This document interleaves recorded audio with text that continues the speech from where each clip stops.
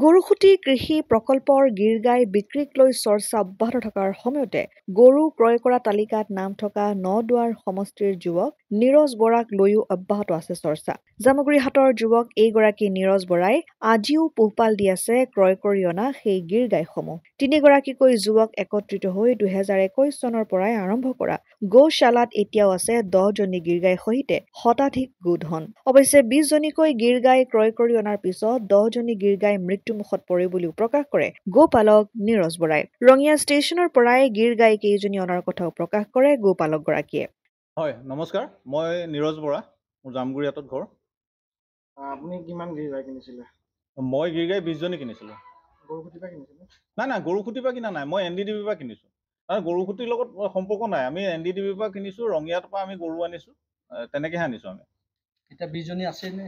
নাই, 20জনী মানে চাওক দেই, আমি গৰুখিনি অনাৰ পিছতে আনাৰ কেইদিনমান পিছতে আচলতে আমাৰ 2-3জনী গৰু মৰিছে, তাৰপিছত লাহে লাহে এজনী দুজনীকৈ মৰি পেলাই আমাৰ 10জনী গৰু ঢুকালে। বাকীখিনি বহুত কষ্ট কৰিলোঁ, আমাৰ স্থানীয় ভেটেনেৰী ডাক্তৰ কম্পাউণ্ডাৰ তেখেতসকলে যথেষ্ট সহায় কৰিছে। হয়তো চাগে তেতিয়া ক্লাইমেটৰো কথা আছিলে। এতিয়া আমি 10জনী গৰু বচাব পাৰিলোঁ, সেই আটাইকেইজনী গৰু এতিয়া সুস্থ হৈ আছে আৰু ধুনীয়াকৈ খোৱা বোৱা কৰি তেওঁলোকৰ পৰা আমি পোৱালিও পাইছোঁ, কাৰণ দিন হৈছেতো 22 চনতে অনা। আচলতে ঢুকালে, ইঞ্চুৰেঞ্চৰ ব্যৱস্থা কৰা নাছিল নেকি? নাই, আমি কৰা নাছিলোঁ আৰু আমি আনোতো তেওঁলোকৰ ফালৰ পৰা কোনো ইঞ্চুৰেঞ্চ দিয়া নাছিল আৰু সম্ভৱো নহয় আমাৰ কাৰণে, কাৰণ আমিতো নিজৰ কেইটামান পইচাৰে আমি কিবা কৰি কষ্ট কৰি গৰু আনিছোঁ আৰু ইঞ্চুৰ কেনেকৈ কৰিম আৰু গৰু আপুনি ক্ৰয় কৰিছিলে সেইসমূহ সম্পূৰ্ণ ৰচিদ আছে আপোনাৰ লগত? নাই, ৰচিদ ঠিক তেনেকৈ নহয়। আমি গৰু আনিছিলোঁ 2022 চনৰ এপ্ৰিল মাহত, এপ্ৰিলৰ প্ৰথম ভাগত আনিছোঁ। তাৰপিছত আমি পইচা তেতিয়া মানে যথেষ্ট দাম বেছি আছিলে দেই। পিছত কিবা চৰকাৰৰ লগত আলোচনা হোৱাৰ পিছত পে'মেণ্টটো আমি দেৰিকৈ কৰিব পাৰিছিলোঁ। তেতিয়া অলপ পইচা কমিলে, 13,20,000 টকা আমি 20জনী গৰুত দিছিলোঁ। সেই পইচাটো আমি আপোনালোকক মই দেখাই দিছোঁ, মোৰ মানে মোবাইলতে ইয়াৰ ডকুমেণ্টছটো আছে।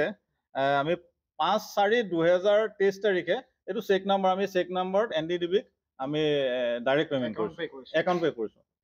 আপোনাৰ ফাৰ্মখনত অকলে আপুনি আছে নে? নাই, আমাৰ 3জন আছোঁ। মই আছোঁ, বন্ধু ইমামুদ্দিন আছে আৰু মইনা আছে।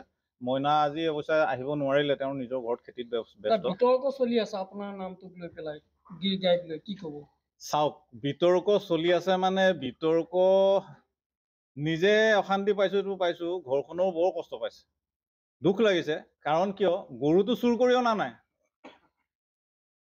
কোনোবা এজন RTI কৰ্মী, RTI মাৰিলে, এখন কাগজ ওলাল, সেই কাগজখন আজিকালিতো RTI মাৰিবলৈ চবতকৈ সহজ পন্থা সেইটোৱে আৰু, RTI মাৰিব লাগে, তাৰ লগত ঢেৰ কথা থাকে, আপোনালোকে জানে, নকওঁ। কিন্তু ঘটনাটো হৈছে কি, সেই RTI কাগজখনত কিন্তু এটা কথা লিখা আছে, আমি কিনি আনিছোঁ বুলি। চুৰ কৰা আৰু কিনি অনা পাৰ্থক্য থাকে। মই অনুৰোধ জনাইছোঁ, মোক বুলি নহয় বা আমাৰ এতিয়া মোৰ লগত বাকী কেইজনো জড়িত, বাকী সকলোকো কিন্তু সেই অপবাদটো দিব নালাগে। কাৰণ আমি পইচা দি পেলাই আনিছোঁ আৰু কেইজনমান অসমীয়া ল'ৰা আমি গৰু কেইজনীমান আনিবলৈ সুবিধা পাইছোঁ, আনি পুহিছোঁ। ক'ত ভুল কৰিলোঁ আমি? সেইটোৱে আমাৰ কাৰণে মানে দুখৰ বিষয় হৈছে, বেয়া লাগিছে আমাৰ।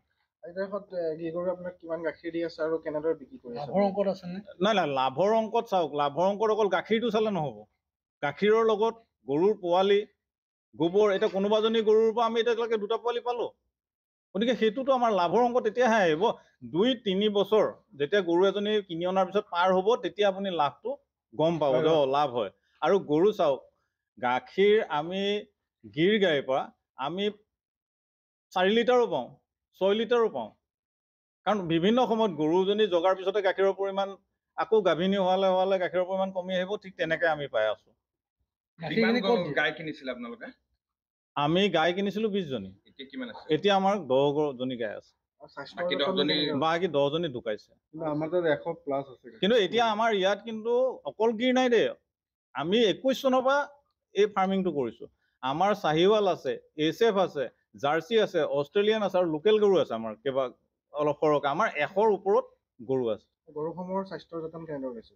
গৰুৰ স্বাস্থ্য যতনটো মানে আমাৰ স্থানীয় যি ভেটেনেৰী হস্পিটেল আছে, আমাৰ জামগুৰিত আছে, ধলাবিলত আছে, সেই হস্পিটেলৰ ডাক্তৰে কম্পাউণ্ডাৰ যিজন মানে ফিল্ড এছিষ্টেণ্ট বুলি কয়, তেওঁলোকে যথেষ্ট সহায় কৰে। আমি যেতিয়াই বিচাৰোঁ আহে। চৰকাৰৰ পৰা কিবা সাহায্য পাইছে নেকি? নাই, চৰকাৰৰ পৰা সাহায্য আমি আচলতে এতিয়ালৈকে আমি যিমানখিনি পাৰোঁ, যিমানলৈকে পাৰোঁ নিজে কৰি আছোঁ। চৰকাৰী সাহায্য বিচাৰিব লাগিব, যেতিয়া আমি অকণমান ডাঙৰ কৰাৰ ইচ্ছাটো আছে ধৰকচোন, তেতিয়া চৰকাৰী সাহায্য বিচৰাও নাই, সেইকাৰণে পোৱা নাই, আমি বিচাৰিম চাগৈ। উৎপাদিত গাখীৰসমূহ আপোনাক ক'ত দিয়ে, ক'ত বিক্ৰী কৰে? আমি কন্যকা ডেইৰীত দিওঁ। কন্যকা ডেইৰী নিৰ্ভৰযোগ্য প্ৰতিষ্ঠান আমাৰ কাৰণে, কাৰণ আমি দামো পাইছোঁ, পইচাও সময়মতে পাওঁ, নিশ্চিন্ত আমি ঘূৰি ফুৰিবলগীয়া নাই। গাখীৰ যিমান সৰহকৈ হ'লেও কথা নাই, কমকৈ হ'লেও কথা নাই, তেওঁলোকে নিবই। কিন্তু অন্যান্য জেগাত গাখীৰ দিবলৈ অসুবিধা, এনেকুৱা কাৰণে আমাৰ সুবিধা হৈছে। জামুগুৰি হাটৰ পৰা ৰাতুল হাজৰিকাৰ ৰিপৰ্ট, অসম আদিত্য।